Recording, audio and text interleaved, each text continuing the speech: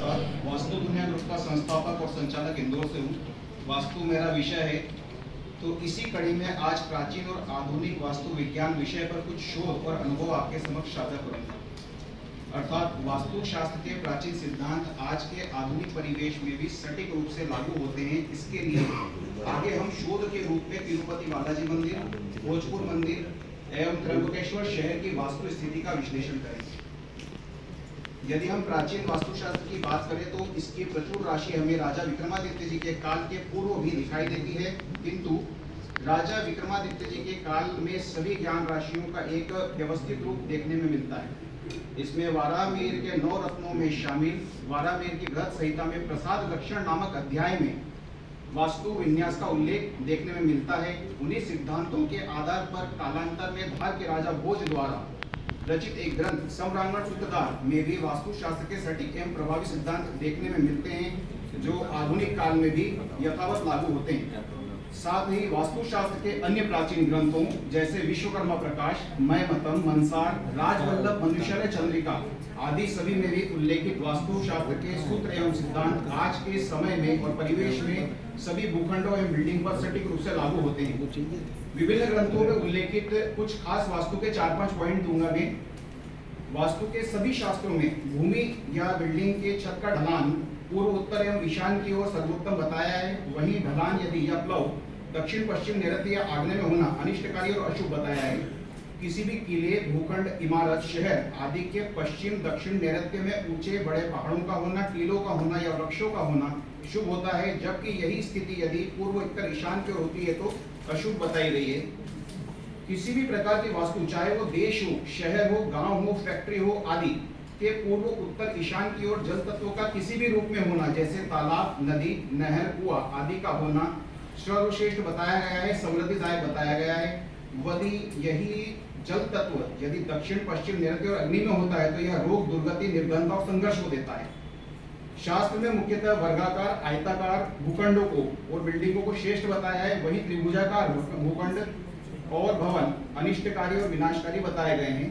गोमुखी भूखंड आवास के लिए सर्वोत्तम होता है, तो सिंहमुखी व्यवसाय के लिए। भूमि का विस्तार यदि पूर्व, उत्तर, ईशान की ओर होता है तो वह शुभ बताया गया है। यदि हम द्वार की बात करें तो शास्त्र में सभी दिशाओं के मध्य के द्वार शुभ बताए गए हैं। साथ ही पूर्व दिशा के लिए ईशान, उत्तर का ईशान, पश्चिम में वायव्य एवं दक्षिण में आग्नेय के द्वारों को भी शुभ बताया है। किसी भी भूखंड या बिल्डिंग का कोई भाग यदि कट जाता है या बढ़ जाता है तो शास्त्र में उसके लिए भी शुभ अशुभ की अलग अलग व्यवस्था दी गई है। इन्हीं उक्त 5-7 बेसिक सिद्धांतों को ध्यान में रखकर बारी बारी से हम 2-3 स्थानों का वास्तु विश्लेषण करेंगे। इस श्रेणी में सर्वप्रथम हम यदि तिरुपति बालाजी मंदिर का अवलोकन करें तो हम देखते हैं कि यह मंदिर तिरुमला पहाड़ की 7वीं चोटी, जिसे वेंकटचला पर रहे, लगभग 25,000 फुट की ऊंचाई पर है या समुद्र तल से 32,000 फुट की ऊंचाई पर है। संपूर्ण परिसर को ध्यान से देखें तो यहाँ की पूरी भूमि का ढलान पूर्व, उत्तर और ईशान की ओर है। शास्त्र में इसे एक अच्छी व्यवस्था बताया है। परिसर के ईशान की ओर मानव निर्मित एक बड़ा जलकुंड बना है। मुख्य द्वार पूर्व दिशा का है। परिसर का पूर्व ईशान भी बड़ा हुआ है। उक्त सभी स्थिति वास्तु के सभी सिद्धांतों को पूर्ण रूप से पालन करती है और श्रेष्ठ बताई गई है, जिसके चलते यह एक विश्व प्रसिद्ध मंदिर है एवं दान पात्र में अथाह धन आता है। दूसरा शोध हम लोग भोजपुर मंदिर जो कि भोपाल में है उसके बारे में बात करेंगे। इस मंदिर में एक विशाल शिवलिंग स्थापित है।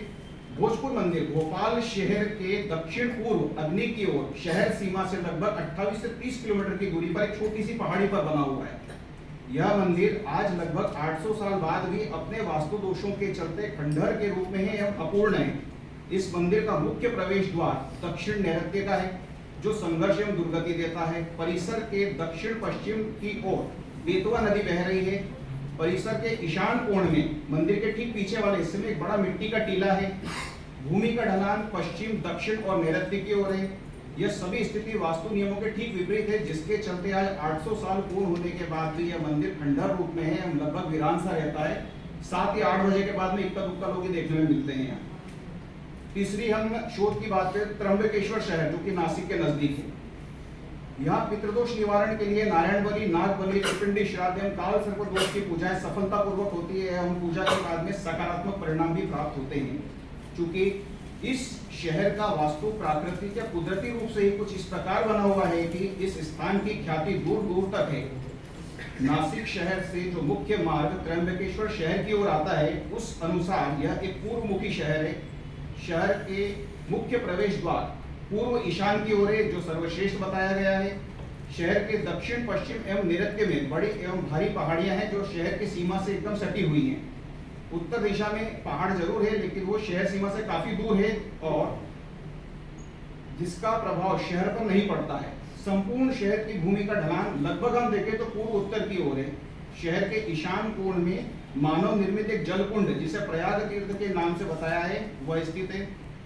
ईशान उत्तर पूर्व में गोदावरी नदी, जिसे गोमती गंगा भी कहा है, वह बह रही है। शहर के मध्य पश्चिम के वहां जाए हम, यदि बीपीएम करते तो लगभग शायद वरुण या पुष्पदंत के पद आना चाहिए। उसमें कुशावर तीर्थ, जिसे गोदावरी कुंड भी कहा गया है, वो स्थित है। यहाँ जल तत्व का होना शुभ बताया गया है। ये सभी सकारात्मक स्थिति के चलते यह स्थान दुनिया भर में प्रसिद्ध है। उक्त तीनों शोध बताते हैं कि वास्तु के प्राचीनतम शास्त्र, जो सैकड़ों हजारों साल पहले हमारे ऋषि मुनियों के द्वारा लिखे गए थे, उनके सभी सूत्र सिद्धांत आज के आधुनिक समय में सभी भूखंड बिल्डिंगों पर यथावत लागू होते हैं। इसी के साथ मैं अपनी वाणी को विराम दूंगा।